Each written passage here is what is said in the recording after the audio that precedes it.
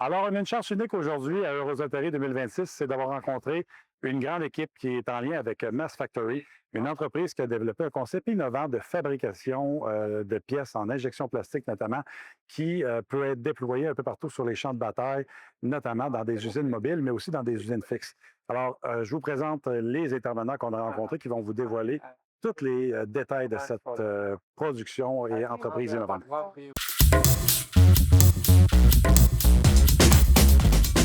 Sortir du moule est une production d'Alliance Polymère Québec, un créneau d'excellence du ministère de l'Économie, de l'Innovation et de l'Énergie du Québec. Plongez avec nous dans le monde fascinant de l'industrie québécoise des plastiques et des matériaux composites. Restez connectés sur l'avenir de l'industrie. L'aventure commence maintenant avec votre animateur, Simon Chrétien.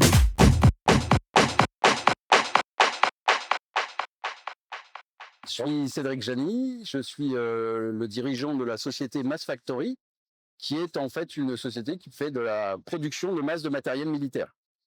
On a créé cette société dans le but de répondre à une problématique qui est on manque de munitions, on manque de drones, on manque un certain nombre de matériel, au moins au ministère des Armées français, et de se dire comment fabriquer en masse ces matériels pour combler les stocks qui sont aujourd'hui, hélas, vides dans notre cher pays. Et comment vous avez eu cette information qu'il y avait un manque de munitions? Est-ce que c'est l'armée qui vous a approché ou c'est dans vos recherches statistiques, marketing? Alors, ça fait 25 ans ou 30 ans qu'on travaille avec le ministère des Armées. On a été approché par différentes personnes, que je ne citerai pas, mais qui ont essayé de trouver des systèmes pour surtout avoir du stock de matériel low cost, c'est-à-dire du matériel pas cher, qui soit pas forcément de la haute technologie, parce qu'en France, en temps de paix, on a créé des énormes, des très très belles machines, des très très belles technologies, mais qui coûtent beaucoup d'argent, ce qui est très facile en temps de paix, mais en temps de guerre, on est obligé de fabriquer, et on a le rétexte de l'Ukraine, de la guerre en Ukraine, qui nous a montré qu'il fallait fabriquer vite, pas cher, parce qu'il va y avoir une nécessité. Donc aujourd'hui, Mass Factory ne dit pas on va fabriquer tout de suite en stock avec des grosses quantités fabriquées, on va donner une capacité à produire en masse. C'est-à-dire, on va donner des usines, on va, avec une usine nationale ou des usines projetées, montrer qu'on est capable de fabriquer, s'entraîner à fabriquer, et le jour où on doit rentrer en conflit, pouvoir produire en masse. Donc ça passe par de l'entraînement, de la conception un peu particulière pour fabriquer en masse. On ne fabrique pas en masse comme on pourrait fabriquer avec de l'impression 3D. Donc on a conçu tout le système pour qu'il soit fabricable à des cadences qui sont importantes. La cadence qui est importante en masse, c'est, par exemple, je donne un drone par minute. C'est une munition toutes les 30 secondes. Là, c'est des termes de masse. Donc c'est pas du tout aujourd'hui ce que nos sociétés de la BITB, donc les gros, sont capables de faire. Une société comme MBDA va fabriquer 2000 missiles par an. Nous, on est capable de sortir sur une ligne de production 500 000 drones sur une ligne par an. Et ces drones, justement, ils sont fabriqués dans une usine qui est localisée habituelle. Mais votre concept aussi, c'est de délocaliser la production sur le champ de bataille et de pouvoir le rendre mobile et le déplacer où le besoin est. Exactement. C'est-à-dire que cette usine, elle a été pensée et conteneurisée, c'est-à-dire qu'elle est l'ensemble des composants, la partie énergétique, la presse à injecter, toute la partie assemblage est contenue dans 4 conteneurs. 4 conteneurs 20 pieds. Alors, les 20 pieds, c'est des conteneurs qui sont facilement utilisables par l'armée française, enfin beaucoup d'armées. Et après, ces 20 pieds, vous les posez et vous êtes capable très très rapidement de commencer une production. Et ce que je vous disais, avec des cadences qui sont ultra élevées. Et là, tout ce que vous avez à transporter, c'est vos approvisionnements de matières premières. C'est les composants, donc c'est des composants pour l'injection, c'est des granulats d'injection, et après c'est tous les composants, donc des composants électroniques, moteurs, caméras et batteries, ce qui forme un drone. Mais je vous parle d'un drone là, mais ça peut être pour une munition, ça va être du granulat d'injection, et ça va être des systèmes de déclenchement pyro, par exemple. Donc, et pour d'autres systèmes, ça peut être des pinces pour tenir des lunettes FPV, ça peut être des étuis pour tenir les drones, etc. Donc, tout ça a été pensé. On a un conteneur de composants, on a un conteneur d'énergie, injection, assemblage, et avec ces quatre éléments-là, on est capable de produire très vite et à tous les endroits. On sait qu'aujourd'hui, quand on va avoir une usine nationale, elle risque d'être boycottée, elle risque d'avoir des piratages, des gens qui sont mal intentionnés, qui peuvent éventuellement faire arrêter la production de ces usines-là, alors que nous, on va diluer la production un peu partout. Donc, en France, on a la chance d'avoir des territoires d'outre-mer, ce qu'on appelle les DOM ou les TOM, qui sont un peu partout dans le monde. Donc là, on peut aller projeter des mini-usines pour être présent un peu partout dans le monde et éventuellement aller après donner les produits à la marine nationale pour pouvoir être protégés, en fait, ces porte-avions, ces porte-hélicoptères, etc. Partout. Et dites-moi, pour être capable de produire vos drones, il y a des composantes électroniques. Est-ce que ce sont des produits propriétaires? Vous avez fait une alliance avec une firme d'électronique? Ou comment vous intégrez toutes ces composantes-là? On a choisi tous nos composants et après on a pris les bons partenariats. Donc on travaille avec une société par exemple qui s'appelle Axia, qui fabrique des milliers ou des millions de cartes chaque année. Donc ça c'était important de sécuriser ces domaines-là. On essaie de sécuriser aussi les composants un peu compliqués qui sont les moteurs et les batteries. Donc là on a les bons partenaires qui vont pouvoir nous donner des dizaines, des centaines, voire des milliers, des millions d'unités. Et après, si on voit qu'il nous manque une certaine souveraineté, comme les moteurs par exemple, on va essayer de voir si on peut essayer de remettre en France cette composante qui manque, c'est-à-dire créer une usine de fabrication de moteurs, ou de voir avec des Renault, Valeo, enfin des gros fabricants pour pouvoir fabriquer des choses qui nous manqueraient. Voilà. Est-ce qu'ultimement, ça peut être envisagé même que l'électronique soit fabriquée dans les conteneurs sur le champ de bataille pour éviter d'avoir à déplacer trop de composants, ou c'est trop complexe? Ça peut le faire. Est-ce que ça a un intérêt parce que ça prend pas beaucoup de place? Je ne sais pas si on peut le montrer. Oui, absolument. Ça prend pas beaucoup de place, donc ça, c'est quand même assez complexe à fabriquer. Donc, se dire, les avoir dans un petit sachet et les avoir plein de fois, mais pourquoi pas? Ce qui peut être intéressant, par contre, c'est que l'électronique est un élément compliqué parce que c'est celui qui va être mis à jour le plus rapidement possible. Donc, se dire d'avoir une petite ligne d'intégration électronique, là, ça peut avoir son sens. Okay. Et comment ça s'opérationnalise sur le champ de bataille pour fabriquer les drones? Est-ce que ce sont les militaires qui ont une formation que vous allez leur donner pour fabriquer les pièces, ou c'est des civils de votre équipe qui s'en vont? On a imaginé plusieurs scénarios. Le premier scénario, c'est le militaire qui se dit, tiens, je suis dans un endroit où c'est compliqué pour le civil de venir. Donc ça, c'est un. Après, ça peut être des réservistes. Vous savez, on a un pôle de réservistes, de gens qui sont brillants, etc., et qui ont besoin de travailler. Donc, on peut faire venir des réservistes. Ça peut être aussi des handicapés, des gens mutilés par la guerre qui viennent et qui peuvent donner leur coup de main parce qu'ils ont envie d'aider en cas de conflit. Exactement, des vétérans. Et après, on peut avoir des services de civils qui viennent en fait suppléer les militaires. Parce qu'un militaire, quand il va rentrer en guerre, il va être là, non pas pour produire, il va être là pour faire la guerre, pour aider notre pays. Donc, on a plein de scénarios un peu possibles et imaginés pour très flexible. Exactement. Et il y a un seul opérateur qui est formé dans notre usine, et après tout le reste, il n'a qu'à écouter l'opérateur qui sera formé. Et cette capacité de production-là, ou ce concept-là, a été co-développé avec l'armée, si je ne me trompe pas. Exactement. On est parti du principe que, alors nous, on n'est pas droniste de formation ou munitionnaire. On s'est dit quel est le meilleur matériel qu'on va produire pour les forces.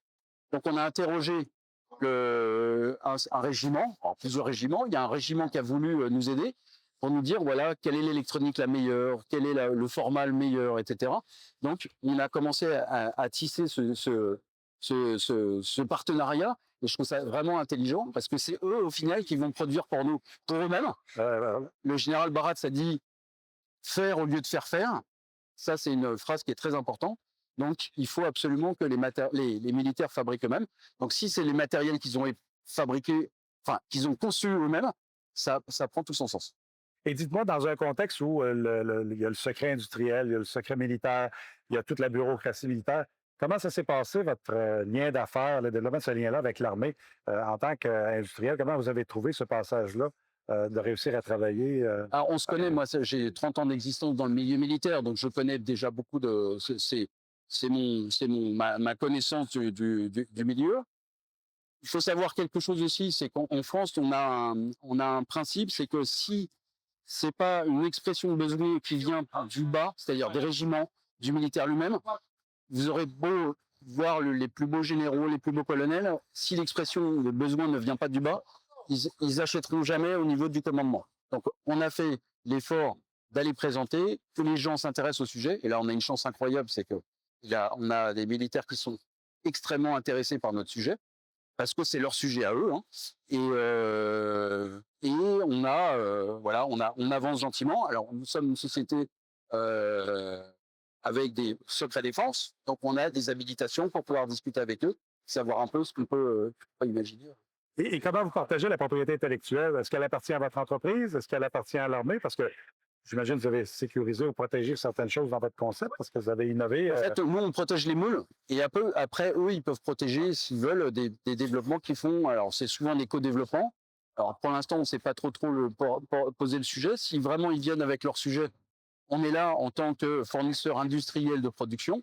Si c'est nos sujets qui viennent, et après, si on a des co-développements, on se posera la bonne question, mais ça sera vraiment au cas par cas. Selon les projets. Ils ne sont pas forcément demandeurs d'avoir des brevets dans tous les sens, etc. Eux, ce qu'ils veulent, c'est que leur système fonctionne, que la fabrication fonctionne, et qu'ils aient au final ce qu'ils veulent. Question de qu'elle a retombé. Et après, on a pris des partenariats avec d'autres sociétés, qui sont des sociétés françaises, ukrainiennes, arméniennes, qui peuvent nous partager leur techno, et on va fabriquer pour eux.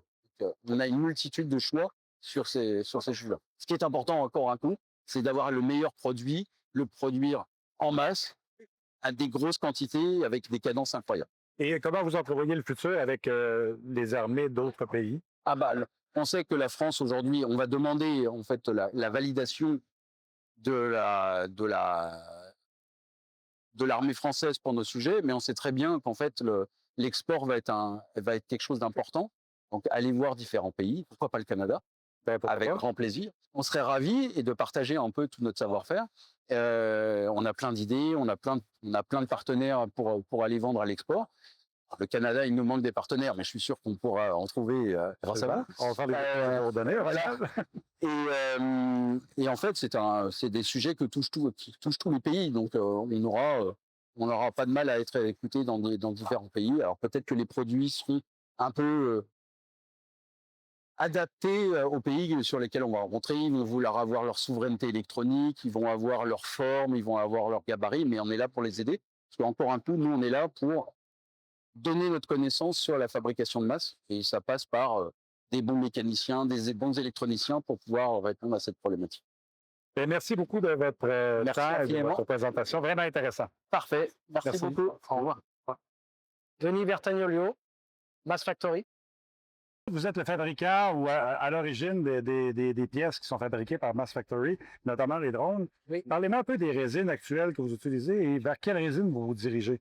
Alors aujourd'hui, on a développé un produit complet de drone qui est en injection plastique. Là où traditionnellement, ces drones, c'est de la fabrication en process composite.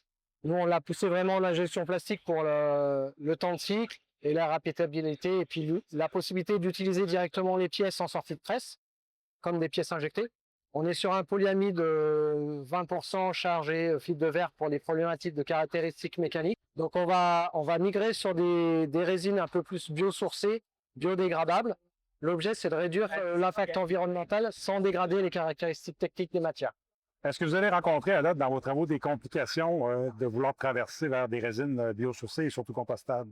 Oui, parce que là, aujourd'hui, le challenge que l'on a et qu'on a accompli, c'est de pouvoir injecter la totalité des pièces dans un seul moule. Donc forcément, on discute de nénéfique, de viscosité, pour pouvoir avoir un temps de cycle optimum et des problématiques de remplissage. Et ultimement, vous pensez que ça va pouvoir se dégrader, le type de résine que vous utilisez, dans l'environnement sans conditions de compostage industriel, avec ce que vous avez commencé à utiliser? Alors effectivement, aujourd'hui, c'est encore en mode de R&D, mais l'objet, effectivement, c'est de pouvoir avoir des résines qui soient biodégradables en environnement compostable aérien, parce qu'il y a plusieurs notions de compostage. Et nous, l'objet, c'est qu'effectivement, l'idée, c'est qu'effectivement, le drone va être détruit d'une manière ou d'une autre, et quand il arrive sur le sol, qu'il puisse se biodégrader directement. Et quelles sont les propriétés que vous recherchez? Puis je vous pose la question parce qu'on travaille avec plusieurs entreprises qui développent des résines, notamment biosourcées et compostables. Et peut-être que ça peut les intéresser de pouvoir développer avec vous. Qu'est-ce que vous recherchez comme propriété de résine? Nous, avant tout, c'est un module d'élasticité, un module Jung, avec une bonne caractéristique mécanique par rapport aux besoins des pièces, et effectivement des problématiques de viscosité pour garantir notre temps de cycle. Ce sont les principales choses qu'on a besoin aujourd'hui, les caractères importants pour la production. Et après, forcément, plus on est rapidement biodégradable avec des éléments de plus forte épaisseur, mieux c'est. Et est-ce que vous avez des besoins spécifiques en rigidité ou en termes de capacité physique de la résine ou, de par le procédé, vous allez être capable, avec l'épaisseur des parois et autres, de montrer ça? Effectivement, il va falloir qu'on échange avec toutes ces choses-là. C'est l'objet de la R&D, de tous les calculs de rhéologie qu'on va pouvoir mener pour pouvoir arriver à ces choses-là, pour pouvoir optimiser les choses au maximum. Tout à fait. Et dites-moi, dans un drone, est-ce que vous êtes capable d'identifier à peu près la quantité de résine que vous avez besoin? Aujourd'hui, on est sur un drone de 7 pouces où globalement le volume d'injection, c'est quelques centaines de centimètres cubes. Donc, on doit pouvoir gérer ce volume d'injection-là pour être transposable dans le process Mass Factory. Et le fait de travailler des fois sur le champ de bataille ou hors une usine, est-ce que vous avez remarqué des complications en termes de séchage de granules ou de conditions d'humidité dans l'environnement? L'objectif, c'est qu'effectivement, les granulés soient directement utilisables. Donc, effectivement, on va essayer d'éviter au maximum ces problématiques d'humidité avec des bases polyamides ou des choses comme ça qui sont très sensibles à l'humidité. Donc, l'objectif, c'est qu'effectivement, il n'y ait pas trop de difficultés de stockage et d'utilisation après coup. C'est-à-dire, on injecte, on utilise directement. Directement. Ben, merci beaucoup. Merci à vous. Alors, je suis le chef Ichefet, donc du 2e régiment étranger de génie, de la Légion étrangère. Donc, je dirige un laboratoire de recherche et développement qui a été créé pour le régiment. Ça nous permet en fait d'étudier certaines problématiques, de développer certaines choses à notre niveau, et puis après ensuite de chercher des partenaires industriels pour pouvoir développer des projets directement en corrélation avec nos besoins sur le terrain. Et dans le cadre du projet de Mass Factory, comment la relation a débuté entre le gouvernement ou l'armée et l'entreprise privée? Alors, donc là, ça c'est la genèse de ce projet. En fait, c'est un peu le fruit du hasard. On s'est rencontrés donc à Millipol, donc entre le directeur Cédric Jany donc, et moi-même, et on a pu échanger en fait sur la fabrication des mines en masse, qui est un vrai problème au niveau du génie pour l'armée française. De fil en aiguille, on a pu relever d'autres problématiques sur lesquelles eux pouvaient répondre, là en fait on a pu poser donc une fiche API qui est une agence, un organe de développement mis en œuvre par l'Agence Innovation Défense, qui est un organisme de l'armée, et qui permet justement de favoriser, d'aider cette symbiose entre les industriels et les forces pour arriver à des boucles courtes de réflexion. Et justement, est-ce que c'est courant d'avoir des projets directement avec des entreprises comme ça dans des co-développements? Il y a un certain temps, ça ne l'était pas. Maintenant, oui. C'est justement une volonté de pousser l'innovation directement depuis les forces pour pouvoir arriver à des projets qui sont aboutis et qui correspondent directement en fait aux besoins, pour éviter en fait de développer, qu'un industriel prenne le risque de développer quelque chose de bout en bout et que ce soit un très beau produit d'ingénieur, mais complètement en fait à l'opposé des besoins d'opérationnel. Il y a besoin à un moment ou à un autre d'inclure les utilisateurs finaux dans la boucle de réflexion et de développement. Bien sûr, ce n'est pas forcément eux qui vont développer la technique, mais ils posent les problématiques et ils permettent de cadrer l'ergonomie, le besoin ultime et le cadre d'emploi des matériels ou même matériaux qu'on va pouvoir utiliser dans le terrain. Et dites-moi, comment se passe la relation pour le test terrain, justement? Parce qu'il y a un volet conception, mais il y a sûrement un volet essai pratique. Tout à fait. Alors, il y a une certaine partie, tout dépend évidemment de quoi on parle, une certaine partie qui peut se faire directement au régiment. Donc, nous, on développe une partie, l'industriel peut le faire aussi. Ensuite, on peut tester, nous, sur le terrain, au régiment, sur des zones de manœuvre ou ainsi de suite. Si c'est des matériels plus sensibles, il y a des autorisations à faire, évidemment, à plus haut niveau, pour tout ce qui est emploi d'explosifs ou ainsi de suite. On doit mettre la STAT, la section technique de l'armée de terre, dans la boucle pour pouvoir avoir les autorisations ou la délégation vraiment de pouvoir tester certaines choses plus sensibles. Mais sinon, c'est tout à fait courant de tester en fait le matériel des industriels sur le terrain. Si c'est du matériel qui est très onéreux, et que c'est quelque chose qui est complètement fini ou pratiquement fini, généralement, il va y avoir une convention de prêt entre l'armée et les opérationnels. On dit l'armée assure elle-même le matériel au cas où il serait cassé et l'opérationnel en fait teste sur le terrain, fait un retour d'expérience à l'armée mais aussi à l'industriel pour dire ça marche bien, ça marche moins bien ou ça marche pas du tout. Et il faut revoir les choses. Et ça permet d'avoir une évolution en boucle courte, ce qui sert à tout le monde. Ça sert à l'armée pour avoir des produits finaux très intéressants. Ça sert aux utilisateurs, mais ça sert aussi à la BITD de pouvoir faire des projets qui ont été testés en opérationnel et qui sont concurrentiels sur le terrain. Est-ce qu'il y a un partage des coûts, par exemple, pour la partie test sur le terrain? Parce que là, on parlait de protéger, il ne faut pas qu'il y ait des produits cassés, mais Oui. en cas, par exemple, de drones, suicides, comme ça, d'attaques, c'est sûr qu'ils ne reviennent pas. Est-ce qu'il y a un partage des coûts ou c'est l'industriel qui absorbe? Alors, on essaie de travailler en mode intelligence de situation, mais justement dans le volet API, donc organisé par l'Agence Innovation Défense, il y a des coûts qui sont pris en compte, que ce soit pour les tests, les évaluations ou même des budgets recherche et développement. Après, c'est pas de l'argent qui est donné comme ça. Ça doit faire l'objet de tout un process où on doit poser une fiche API avec le descriptif de l'objectif à atteindre, du cadre d'emploi, du problème ou irritant rencontré et la solution finale attendue avec une budgétisation. Donc, c'est un process qui commence à être assez bien rodé et sur lequel on arrive vraiment maintenant à des développements assez concrets. Et on arrive à des développements pour des toutes petites choses, un bouchon de réservoir, quelque chose qui va pouvoir être changé très rapidement, à vraiment des très très grosses innovations avec des montants assez conséquents. Tout passe par le même filtre où justement l'armée essaye de fluidifier cette corrélation, en fait, cette symbiose entre les opérationnels et les industriels. Et est-ce qu'il y a un partage de propriété intellectuelle qui s'effectue ou si c'est toujours l'industriel qui garde sa propriété ou les... Alors, ça dépend le niveau d'engagement des opérationnels dans la conception. La propriété intellectuelle peut être protégée, c'est pas systématique, ça c'est les choses qui doivent être discutées avec justement l'Agence Innovation Défense qui arrive un petit peu en garant au niveau des forces qui pourraient développer eux-mêmes certaines choses pour éviter que l'industriel s'approprie des choses qui ont été faites par l'armée ou par les forces et inversement. Pour protéger l'industriel, pour éviter que les opérationnels, peut-être sans mauvaise volonté, mais diffusent de la technologie qui est censée être confidentielle. Après, c'est de la bonne intelligence de situation. Le but est que tout le monde soit gagnant à la fin. C'est vraiment génial. Puis c'est un bel exemple à suivre pour plusieurs armées dans le monde, unités de force. Félicitations. Puis merci beaucoup de nous avoir partagé cette information. Je vous remercie. Je vous souhaite un excellent salon. Merci.